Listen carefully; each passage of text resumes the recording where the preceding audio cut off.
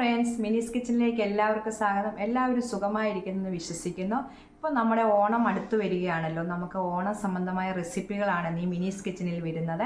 നമുക്ക് എളുപ്പം എല്ലാവർക്കും ഉണ്ടാക്കാൻ പറ്റുന്ന ഓണത്തിൻ്റെ റെസിപ്പികളാണ് നമുക്ക് വീഡിയോയിൽ വരുന്നത്. ഞങ്ങൾ 3 വീഡിയോ ആണ് ഒരാഴ്ച ഇട്ടുകൊണ്ടിരുന്നത്. ഇനി 4 or 5 വീഡിയോകൾ ഫുൾ വീഡിയോകൾ വരുന്നതായിരിക്കും. ഇന്ന് നേത്രപ്പഴം കൊണ്ടുള്ള ഒരു പായസമാണ് ഉണ്ടാക്കുന്നത്. സൂപ്പർ ടേസ്റ്റായ ഒരു പായസമാണ്. നിങ്ങളെല്ലാവരും ട്രൈ ചെയ്ത് നോക്കണം. നമുക്ക് വീഡിയോയിലേക്ക് പോകാം.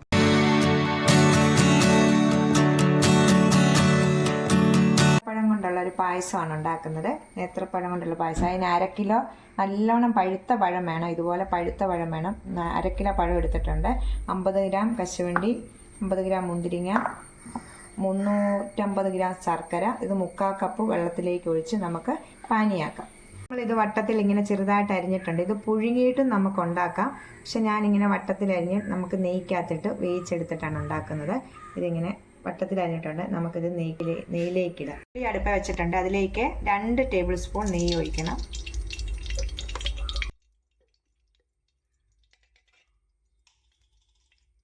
നമ്മൾ നെയ്യ് ചൂടായി വന്നപ്പോൾ ഈ ഏത്തക്ക ഇതിനകത്ത്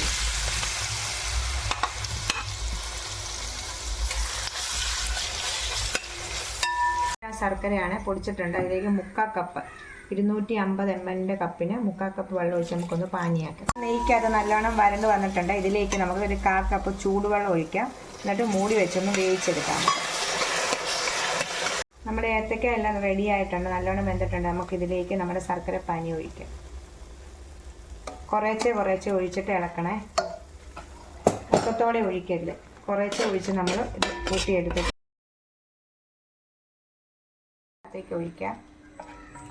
ഒഴിച്ചിട്ട് ഈ ഏത്തക്കായും ശർക്കര പാനിയും കൂടി നല്ലോണം വരട്ടിയെടുക്കണം. നമുക്ക്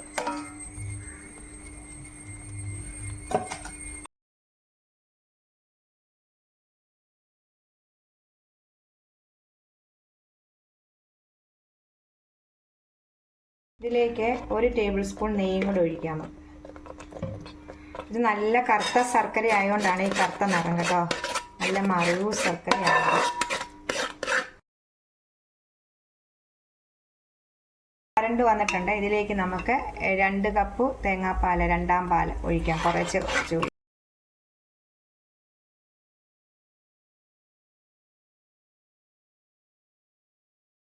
നിർത്തി ഒഴിക്കണം. മൊത്തത്തോടെ ഒഴിക്കരുത്.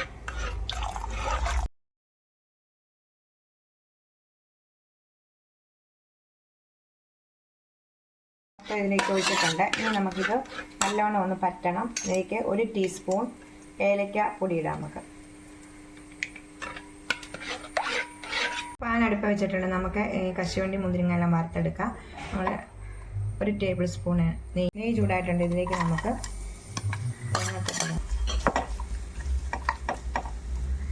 ഇത് ഫ്രൈ ആയി വന്നിട്ടുണ്ട്. ഇതെടുത്തിട്ട് നമുക്ക് ഇതിലേക്ക് കോരി വെക്കാം.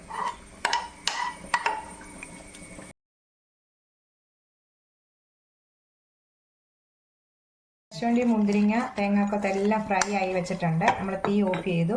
ഇത് നമുക്ക് റെഡി ആയി കഴിയുമ്പോൾ അതിലേക്ക് ഇടാം. ഇതിലേക്ക് നമ്മൾ സ്പെഷ്യലായിട്ട് 1 ടേബിൾ സ്പൂണ് മിൽക്ക് മെയ്ഡ് കൂടെ ചേർക്കുന്നുണ്ട്. നമ്മൾ അടിപൊളി ടേസ്റ്റ് ആയിരിക്കും ഇതോടെ ചേർത്തുണ്ടാക്കി കഴിഞ്ഞാൽ. 1/2 ടീസ്പൂൺ ചുക്കുപൊടി ഇടണം. 1/2 ടീസ്പൂൺ ജീരകപ്പൊടി ഇടണം. ഏലക്കാപ്പൊടി 1 ടീസ്പൂൺ ഇട്ടിട്ടുണ്ടായിരുന്നു. ഇനി നമുക്ക് 1/2 ടീസ്പൂൺ കൂടി ഇടണം. ഒക്കെ നല്ലോണം ഇളക്കണം. പായസം റെഡിയായി വന്നിട്ടുണ്ട്. നമുക്കിതിലേക്ക് ഇനി 1ാം പാൽ കൂടെ ഒഴിക്കാം. 1 കപ്പ് 1ാം പാലാണ്. 1 കപ്പ് 1ാം പാൽ. 1ാം പാൽ ഒഴിച്ചു 2 മിനിറ്റ് കഴിയുമ്പോൾ ചൂടായാൽ മതി. 2 കഴിയുമ്പം തീ ഓഫ് ചെയ്യണം.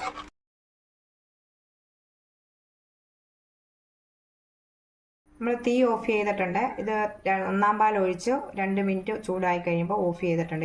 ഇതിലേക്ക് കശുവണ്ടി മുന്തിരിങ്ങ തേങ്ങാക്കൊത്തെല്ലാം ആ നെയ്യോടുകൂടി ഇതിലേക്ക് ഒഴിക്കാം.